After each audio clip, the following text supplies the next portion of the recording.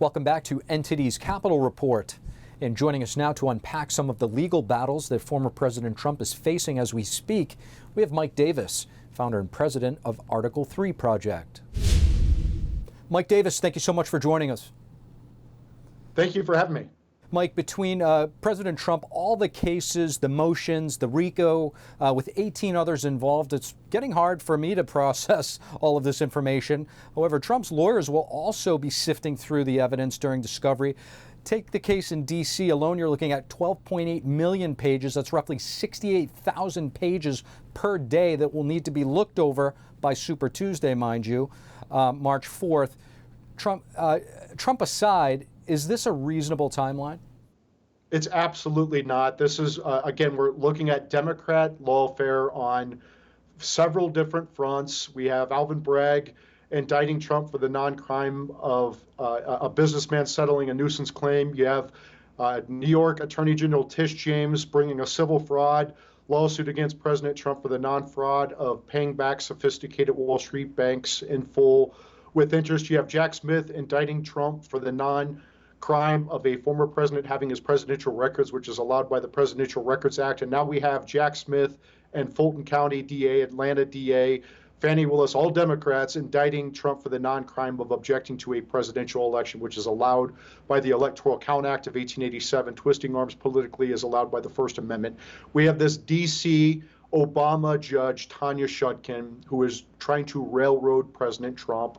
She said at the hearing, setting this obscenely short trial periods, that President Trump should have known that he was going to be indicted for a year. He should have predicted he was going to be indicted, so he should have been going through his documents already for the last year, and he should just defer to the Biden Justice Department, including Jack Smith, on what they determine is important and not important on those 12 million pages of records. And then we can have this trial the day before Super Tuesday. So to your point, this discussion of whether the trial date, which was set yesterday by Judge Chutkan, and if it's appealable, is it, and what legal avenues might the Trump defense deploy? Well, I mean, Trump is clearly not going to get a fair trial in Washington, D.C. with this Obama judge who's clearly partisan, clearly biased against President Trump. That's been very clear. She's very biased against January 6th defendants. She's made comments about President Trump during those trials. While at the same time she defends the much more deadly and the much more destructive BLM rioters across America, she's railroading him here. They waited 30 months to bring this bogus criminal indictment against President Trump for objecting to a presidential election, which is only illegal in third world Marxist hellholes like Zimbabwe and now Washington, D.C. and Atlanta. Yet she's insisting that they have this trial, despite the fact that there are 19 defendants across many different states. This is a railroading of President Trump. Mike, when it comes to Georgia, Mark Meadows attempting to transfer his case from the state court there in Fulton County to a federal court, what are the key factors influencing this move, and how might it impact some of the other legal proceedings? Well, this case should be removed because it is against federal law for state officials to charge federal officials in state court for crimes based upon federal activities, based upon their federal duties.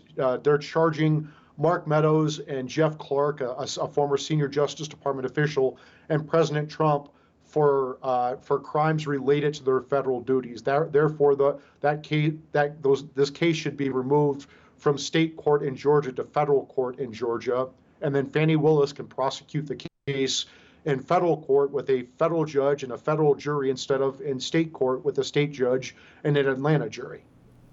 Mike, before we let you go, when allegations of election fraud arise, is addressing them solely a campaign matter, or does it become an official responsibility of the president? And how does this distinction impact the public's perception moving forward? Well, I mean, there's the Electoral Count Act of 1887 that was passed by Congress, and the president is in charge of enforcing the Electoral Count Act of 1887. So he certainly has a role in ensuring that the election is fairly administered, and so does the Justice Department, including Jeff Clark, and so does the White House Chief of Staff, including Mark Meadows. Mike Davis, thank you so much for your perspective. Thank you.